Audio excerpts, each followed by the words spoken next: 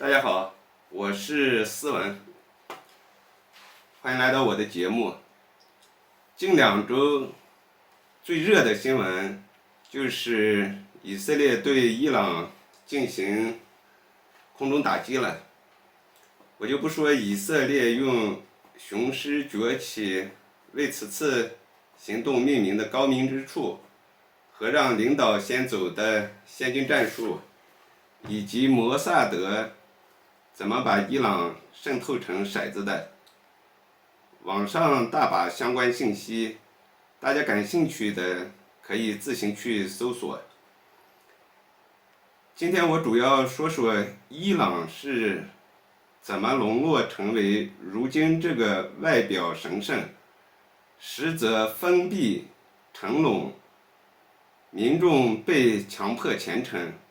年轻人靠幻想活着的披着宗教外衣的囚笼。伊朗人，也就是波斯人，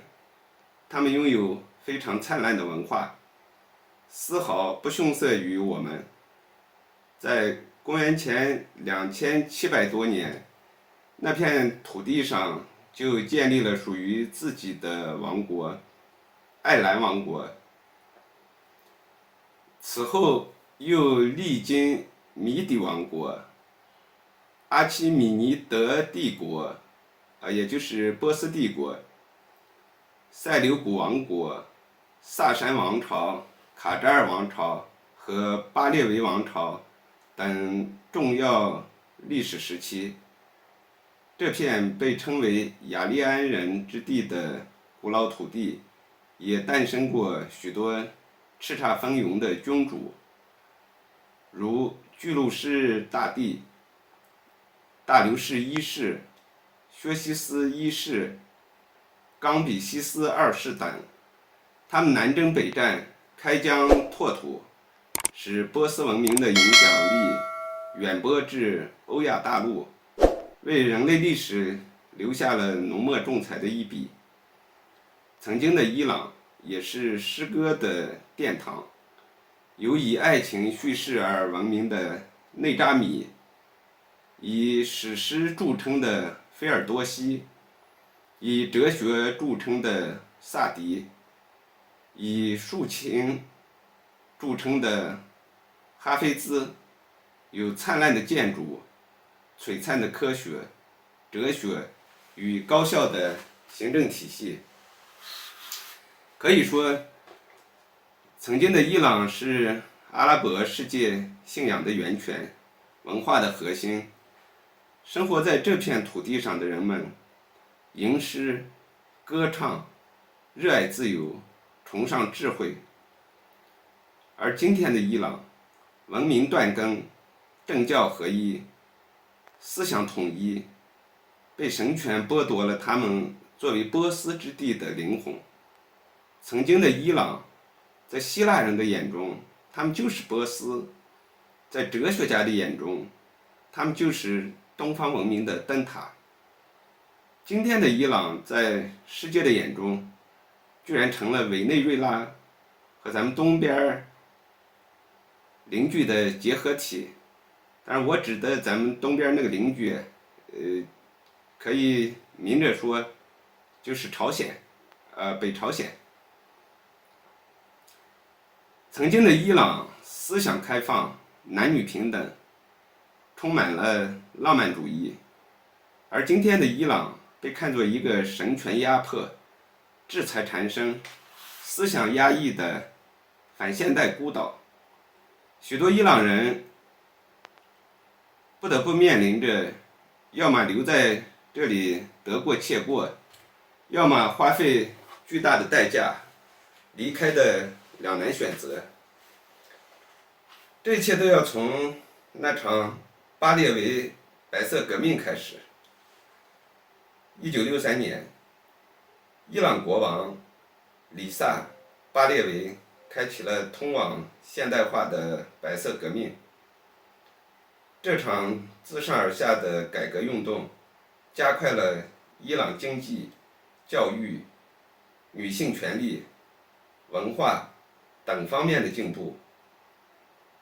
到了60、70年代，从城市人口、产业人数、受教育人数等各项指标来看，伊朗堪称不折不扣的现代工业化国家。人们生活富裕，城市风气开放，超短裙、西装、美酒、咖啡、电影、歌舞是那个时代的标志。但巴列维并非一个能力挽狂澜的豪杰。尽管经济取得了很大的发展，但成果并没有被一般民众享有。他的改革不但没有缓和伊朗的社会矛盾，反而在攫取社会资本的道路上猛踩油门，几乎把能得罪的人都得罪光了。他没收宗教阶层土地和世俗化的社会改革，激发了国内伊斯兰教群体的不满。他们批判巴列维是危险、腐朽、堕落的西方傀儡。他的经济政策带有很强的统治经济色彩，资本家如惊弓之鸟，纷纷将资金抽往国外，而商人中的下层人士和神学院学生一起构成了日后革命领袖霍梅尼最忠诚的基本盘。受到70年代通货膨胀和腐败的影响，社会失业率严重，贫富差距加大，共产左翼和宪政自由派开始不断示威抗议。巴列维对此不以为意。为了实现波斯文化伟大复兴，他在1971年举行了波斯帝国成立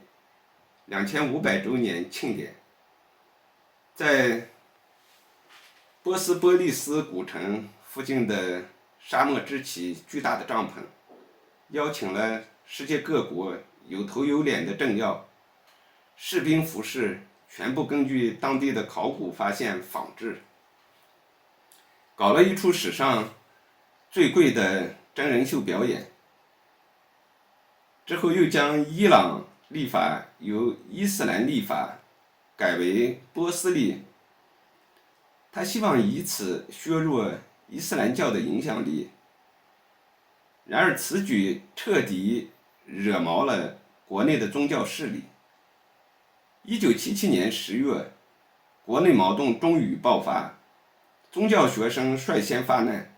左翼共产与宪政自由派迅速动员起来，一系列大规模的抗议开始了。1978年8月，伊朗阿巴丹一座影院发生火灾，烧死477人。着火的地方是伊朗南部油港城市阿巴丹的雷克斯电影院，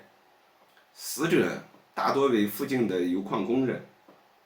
当时正在放映马苏德·基米亚伊导演的《驯鹿》，这是一部批判国王的电影。伊朗国内反动派迅速将矛头指向国王穆罕默德·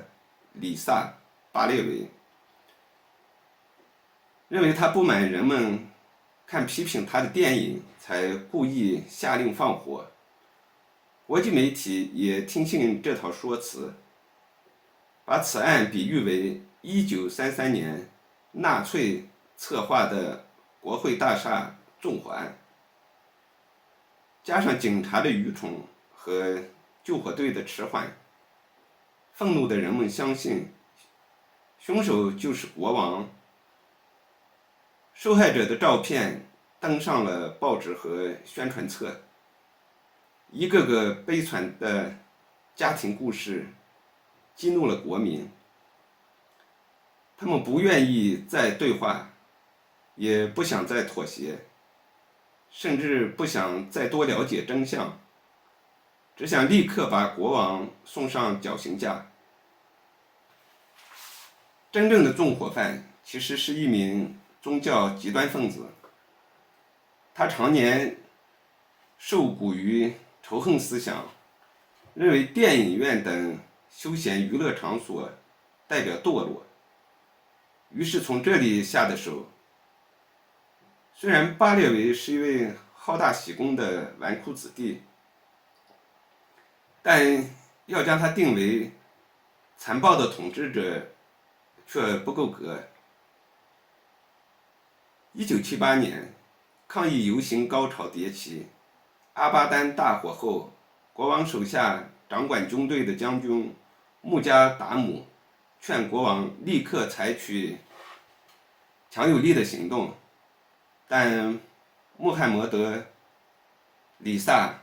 并不太想用大规模武力，不想看见子民血流成河。新任的首相虽然采取了军事管制措施，但军队比较克制，常常仅限于警告。其实暴乱发生以来，国王一直在退让，可以说他软弱，也可以说他仁慈。事实上，他一直在改正一些错误，试图与过去一刀两断。在1978年初，针对学生们的抗议，国王放松了报禁和舆论管控，但反对他的人恰好利用这一点，不断往国内塞各种反对他的言论。当时霍梅尼流亡在法国巴黎的郊区，主要依靠儿子和女婿遥控伊朗国内的革命。他手下成立了一个小组，负责把霍梅尼每天的讲话和答记者问录在磁带上，再用电话传回伊朗。在暴乱最激烈的日子，这些录音以及依据录音复印的文字材料传遍了德黑兰的大街小巷，打败了国王的宣传机器。到了1978年10月底，包括阿巴丹在内的石油工人也开始罢工，每年产出200亿美元的石油工业瘫痪，从每天生产600万桶油下降到不足150万桶。国王没辙了，只能派遣军队守护加油站。每几个小时供电一次，接着是航空工业、大学、商店，几乎所有的人都被发动起来，没有人正常工作，连土豆和牛奶都买不到了。支持国王的官僚不敢上街，因为一旦被群众抓住，那是必死无疑。军队是最后的救命稻草，但要不要下令大开杀戒，国王始终下不了决心。他希望得到美国的支持，隔三差五询问驻伊朗美国大使沙利文，看看美国有什么建议。可沙利文每次给出的回应都是模棱两可，要么就是说你先回去等2-3天，我再问问总统。此时的卡特政府高层内部发生了激烈的争执，国务卿万斯主张不动用武力，鼓励实施自由化结果。总统安全顾问布尔津斯基则支持国王采取果断的强制措施，先恢复秩序再谈其他。11月初，布尔津斯基亲自给国王打电话，督促他不要再犹豫了，赶紧采取强制措施。与此同时，在霍梅尼的鼓动下，士兵们动摇了，他们拒绝向革命者开枪，形势急转直下，国王实际已是光杆司令，优柔寡断的国王错过了平息混乱的机会。代表工人利益的民族阵线领导者卡里姆、桑贾比和嘴里随时喊着自由人权的麦赫迪、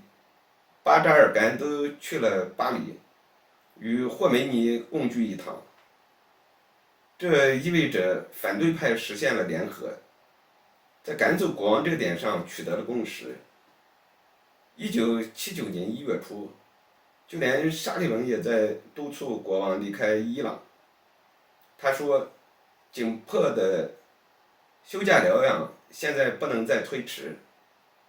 国王发现美国已经放弃了自己，终于泄了气。退就退吧，用武力挽回不支持的人民，即使血流成河也没有意义。1月11日，在千万人的唾弃中，憔悴的国王登上了一架波音727客机，永远告别了他统治37年的国家，至此再也没能回去。2月，流亡了14年的霍梅尼回到了伊朗。当他走出飞机的那一刻，人们是欣喜若狂，数百万民众纷纷来到机场，排起了30多公里的长队，迎接他的到来。而霍梅尼下飞机后，也发表了一番慷慨激昂的演讲，表示要带领伊朗获得幸福和财富，因此他也赢得了民众的尊敬和支持。人们推倒国王的雕像，撕掉钞票上国王的头像，将以国王命名的街道、城市、乡村、广场都改成了霍梅尼。他成立了临时政府，宣告结束君主制，成立伊斯兰共和国。1979年6月，身患淋巴癌的国王流亡至墨西哥。10月，他飞到美国纽约医院接受外科手术。不过，在伊朗国内，新政府和群情激愤的教徒却责备美国人给国王提供庇护所，屡次要求交出身体羸弱的病人。美国政府并不想招惹麻烦，治疗期间没有任何官员与国王接触，卡特总统也没有打一个电话。国王能来美国治疗，纯粹出于人道主义关怀，但新政权不管这些。11月4日，大约4000名德黑兰学生占领了美国大使馆，扣押了52名外交官当人质，试图逼迫美国交出国王。这就是震惊世界的德黑兰人质事件。巴列维跑路后，宪政派领导人巴赫蒂亚尔组建了临时政府，他希望以民主方式选举，维护宪法。他们傻傻地认为霍梅尼对权力没啥兴趣，因为他曾公开对西方媒体多次表示，什叶派宗教领袖不是要去统治别人。老谋深算的霍梅尼很好地向外界隐藏了自己的意图。按照霍梅尼当时的说法，他既不准备推行政教合一，也不会强迫女性戴上罩袍。在教育方面，他的态度模棱两可，表示不支持一夫多妻制，男人结婚一个老婆就够了。伊朗自由派并非全无戒心，但这位70多岁一生折腾的老年人，看上去似乎也撑不了多久。在公众眼中啊，霍梅尼清贫简朴，形象与印度圣雄甘地大同小异，是一位正直而略微有些迂腐的老头子。然而霍梅尼刚一回国，立刻展开夺权行动。他向昔日的队友宪政派临时政府发动圣战。1979年2月11日，临时政府瞬间被废，宪政派领导人巴赫蒂尔跑入法国。此时左翼才认清了霍梅尼的真面目，他想要的是一个宗教神权统治的国家，但一切已经晚了。3月初，霍梅尼公开宣称不要提民主这个词，这是西方那一套。同年4月1日，霍梅尼象征性地举行了公民投票，虽遭宪政派与左翼强烈反对，但法案被通过，政教合一的伊朗伊斯兰共和国诞生。霍梅尼成为终生的政治与宗教领袖。顺道一提，在搞死反对派时，霍梅尼可不像巴列维那么手软，他建立了绝对忠诚于自己的伊斯兰革命卫队，所有反对派遭疯狂扫荡，由伊朗左翼控制的武装人民圣战团体被重点镇压，大学与军队发起了清除异端行动，被认为思想西化或持有共产信仰的老师与军人被开除，反对霍梅尼思想的报纸杂志被查抄，示威抗议者遭宗教暴徒殴打、处决与恐吓。此刻，左翼与宪政派觉得自己简直成了笑话，他们赶走了一个所谓的暴君，却亲手迎来了一位不容置疑的神。霍梅尼以法基赫的监护作为治国理念，对内不停地镇压反对派，对外输出什叶派思想，使得国家陷入前所未有的孤立。在面对民众的不满时，霍梅尼表示，伊斯兰革命的目的不是为了在物质上有所提高，而是要传播伊斯兰的精神价值。清醒过来的伊朗人这才明白，当初他们抱着非黑即白的想法，放弃了建立民主制度的机会，没想到竟落得这番田地。曾经的伊朗人之所以支持霍梅尼，是因为把他当作一个反抗国王的象征。当时这个国王就代表腐败，代表着卖国，代表着独裁，所以伊朗知识分子希望推翻腐败的国王，建立一个不依附于外国、世俗化而且社会公平的民主共和国。可神权政府比腐败的国王更残暴。有一部动画片叫做《我在伊朗长大》，这里边的主人公就控诉说，在国王时期1个月处决300个人，而霍梅尼时期1天可能就要处决3000人。霍梅尼统治之下，伊朗一下子从世俗国家变成了一个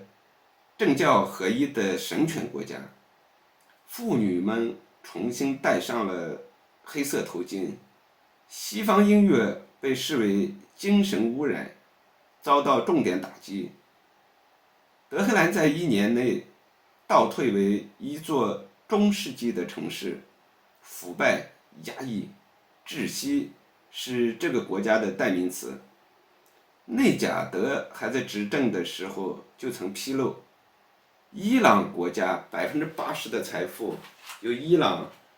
300个教士家族掌控。除此之外，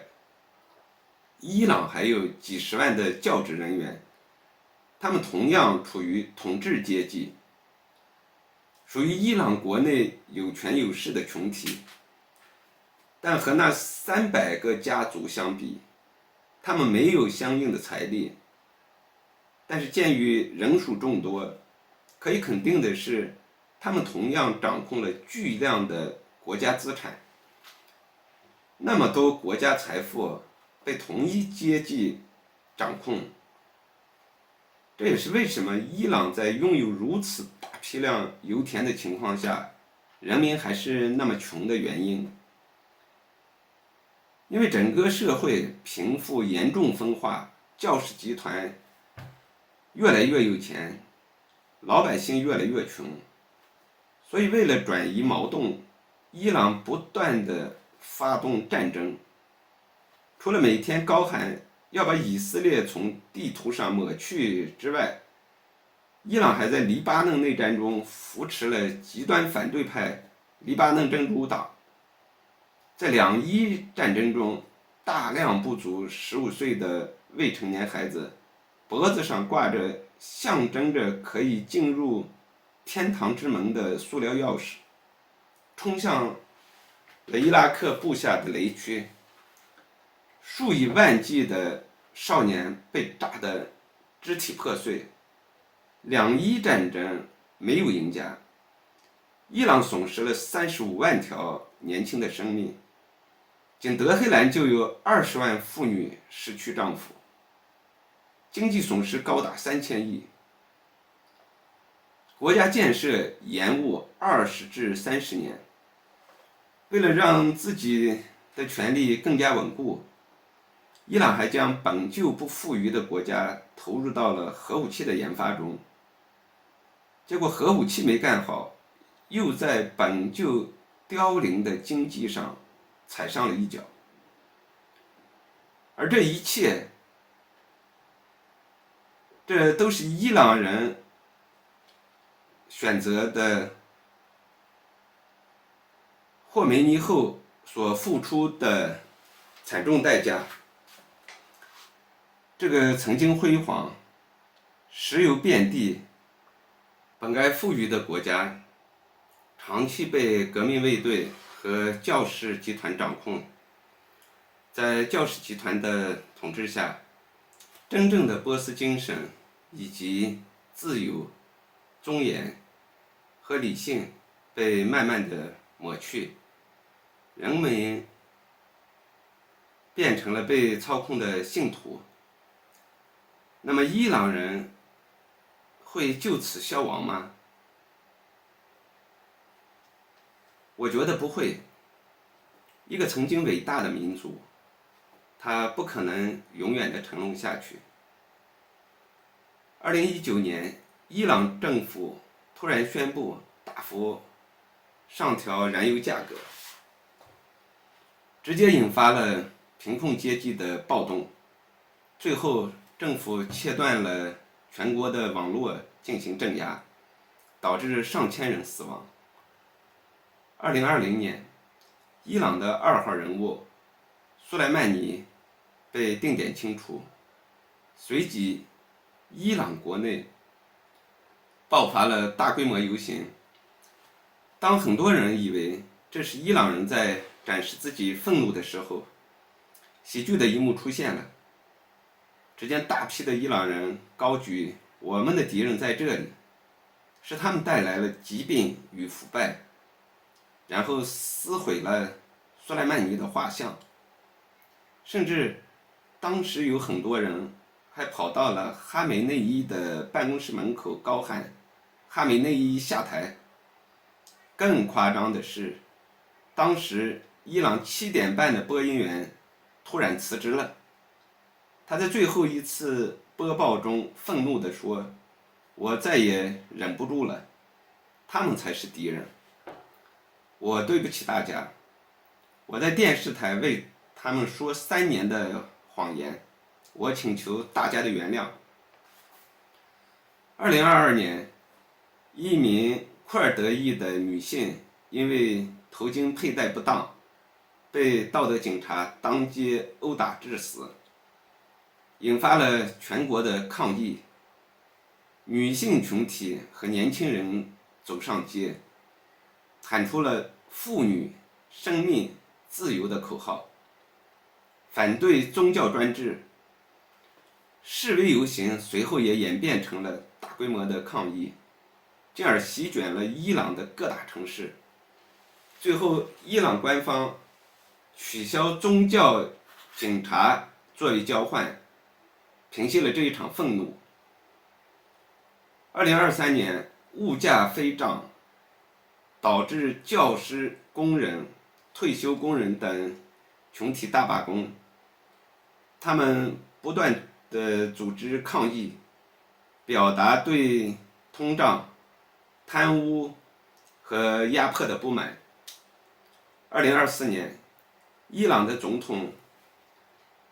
莱西在直升机事故中遇难。当伊朗国家电视台公布死讯的时候，伊朗各地的老百姓居然放起了烟花。为什么？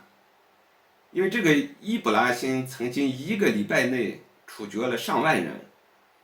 因此获得了一个外号“德黑兰屠夫”。上周，伊朗2名高级军官，其中一个是伊斯兰革命卫队的总司令，在以色列空袭中丧命。面对以色列的挑衅，伊朗人民依旧默默地拿出了烟花燃放。因为这个总司令曾经烧死多名巴列维王朝时期的王公女仆。如今的伊朗年轻人多数已经厌战、厌教、厌政，他们不想为神权体制的当权者们当炮灰。每一次头巾的飘落，都是对这个旧秩序的一种无声的投票。因为伊朗的年轻人们知道，今天的实权不在总统，不在议会，也不在人民，而是在伊斯兰革命卫队这么一个军事、经济、情报复合体的组织上。这个组织控制军队，渗透经济，垄断石油、教育、建筑等等你所想得到的一切资源，然后用神权的合法性为自己掩护，用武装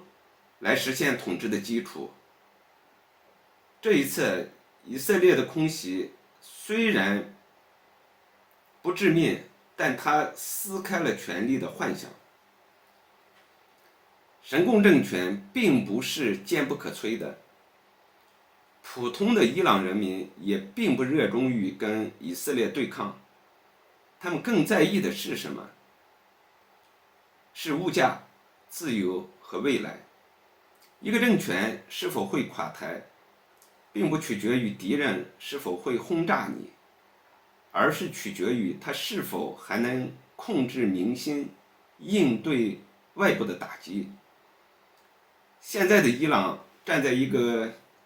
制度性僵化和社会觉醒的十字路口。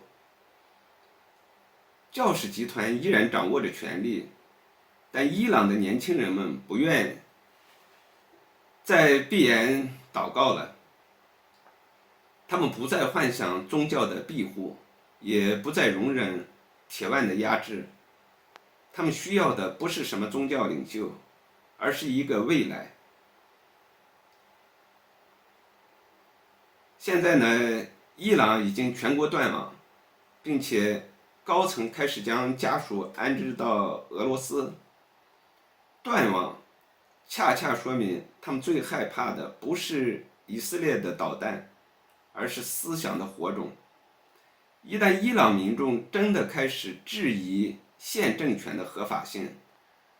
那才是一场真正能将他们推翻的不可控的革命。最恨伊朗政府的人不在以色列，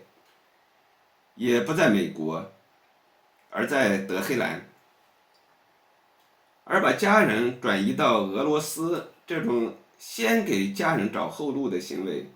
一方面暴露了他们对内部局势失控的清醒预判，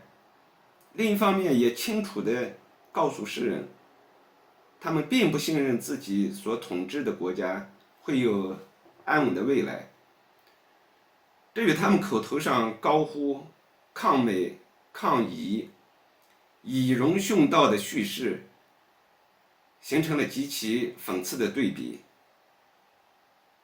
他们怕的不是子弹，而是人命；他们封锁的不是网络，而是真相；他们转移的不是家属，而是对未来彻底崩塌的恐惧。